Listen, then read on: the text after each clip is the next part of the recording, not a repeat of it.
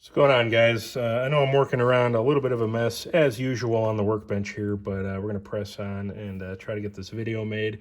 And I want to talk about a very common problem that we as knife makers face when using our 2x72 grinders, especially if you're flat grinding with a flat platen. Here's a stack of platen liners I recently bought. And I want to talk about the problem here as well as what I think is a really good solution that I'm very excited to show you guys. Something I've actually been thinking about and working on for a while now. And finally got everything put together. And honestly, the results are much better than I would have even anticipated. So we'll get into that in a moment. But to first talk about the problem, if you guys use a flat platen, even a wheel, you know what I'm talking about. The corners of the wheels, when you're trying to grind into your plunges, most of us hang our belts off just a little bit over the corner to get that nice little sweep or radius. And if you're using a lighter weight or a higher grit belt, you can see these corners are very sharp. I mean, not enough to cut you, but they're a 90-degree angle pretty much. And that belt, especially on these J-Flex belts, hugs very tightly over that 90-degree angle, and that gets transferred to your work. So to show you a little example here out of wood, you could see just a very tight 90-degree corner in that plunge there.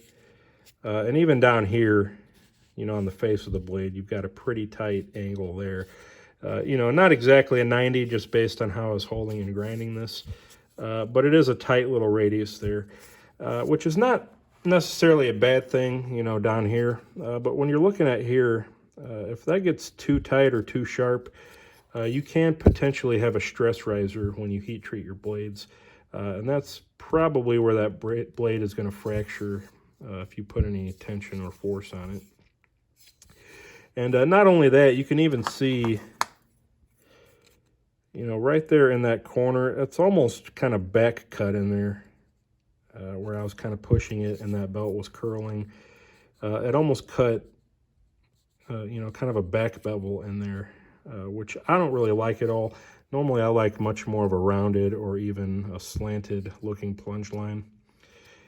And, you know, there's just better ways to do that. Now, unfortunately, if you've got a glass platen, I mean, you could take a silicon carbide belt or even a regular diamond grinding wheel with a kind of a flat face. And, you know, you can kind of roll it back and forth and shape that and round that. But I don't know about you guys. I don't think I'm quite that good that I can get it perfectly even, not only down the length of my glass liner, but even on both sides to where my plunges are going to be even on both ends of the platen. So what I did, I had something made that I think can achieve that perfection and that even round over. And that's this grinding wheel right here.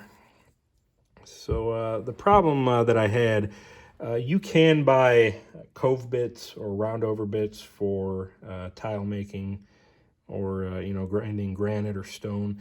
The problem I had, I couldn't really find any that were less than 1/4 inch on the radius, and even at that, you couldn't really find any that were of a high enough grit that you didn't just have a really rough finish left over, that you still had to work by hand, you know, with lapidary stones or papers or what have you. And it just created, I think, more problems than it really solved. So I was looking around online one day for some diamond grinding wheels for another application, and I noticed that one of the sellers encouraged buyers to send their drawings in if they wanted something custom manufactured. So that's what I did. I actually went through AliExpress and found a company in China. I know there are a couple of U.S. manufacturers. I think one not even that far from my house in the Chicagoland area. You know, they could probably do similar for me. I'm not sure. I'd have to call and ask, but I'm sure the price would probably be close to double what I paid for this, which wasn't necessarily cheap, by the way. It was just under $100, which I think for the results I'm getting is worth it. You know, I was hoping to maybe get it closer to $35, $40, or $50, you know, shipped and made.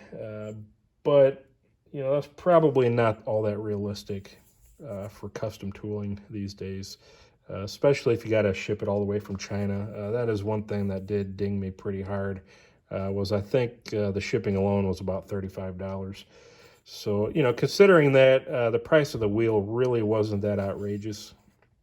It's just the shipping that really kind of added on there. And then I think there was a bank transfer fee of about $10 or $12 that kind of dinged it a little bit. But, you know, for what I got, I'm very happy with the wheel. It is made exactly to my specifications. You know, every little bit I took some measurements based on the drawing that I sent them. You know, I couldn't be happier with how well everything turned out. You know, the grid is exactly where I asked for it to be. And I did do this for a reason. You know, I've got two different radiuses here, or radii. The one that you're seeing, or I guess I haven't even showed it yet, here's my platen. So I did a nice even grind, full length either side, with the smaller radius. You can see fits right in there very nicely. I also have the option, if I want like a deeper or larger plunge sweep, this is 1/8 of a radius, 1/8 of an inch. This is, I believe, 3/16 is what I specified there. So, you know, I can make that even a little more sweeping if I like, and not quite as short of a radius. But actually, I'm really liking the 1/8. And to show you an example here of the plunge with the platen rounded over, you can see that's a very nice even sweep there, just on a piece of wood. And you can see even on this side, it's not as sharp or acute. You got a nice little round radius there.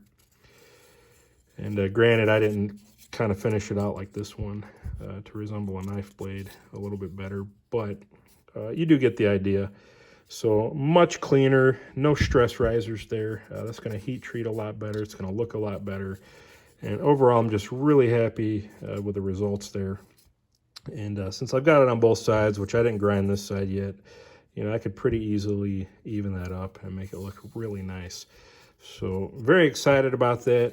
You know, once again, there's kind of that sharp, almost back cut plunge line that you sometimes get. And, you know, granted, there is a way. Often when I do that, sometimes I will go to the disc grinder or even the flat platen and kind of push it in from this side and kind of carve that out. But, you know, that's just extra work. That's extra room for mistakes. Why not get it right or close to right the first time and just get a nice even plunge line there. So there's that. Once again, there's the example. You could see follows that really nicely on that corner. And again, that's with a lightweight J-Flex belt, which I'm often using pretty high grits to kind of finish my plunges and bevels anyway. And just gives you a much nicer result.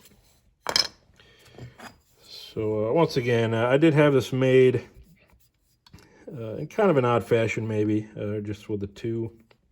I figured if I'm having one wheel made, you know, a wheel's got two sides, right? So why not use them both and kind of maximize what you're getting? You know, you don't really need that much area or space for the actual cutting part. You know, it's a small radius. So I went ahead and had both sides cut to a different radius. I've also got this outer portion of the wheel. If I want to use that to kind of get in and sharpen some carbide tooling, you know, I can use either this face or even this face. You know, I did purposely have diamond plated to the outside rims there. And, you know, you could even put that in your arbor and kind of surface some things if you want. So this is my slitting saw arbor. You know, fits very nicely in there, like so. And then that goes in there.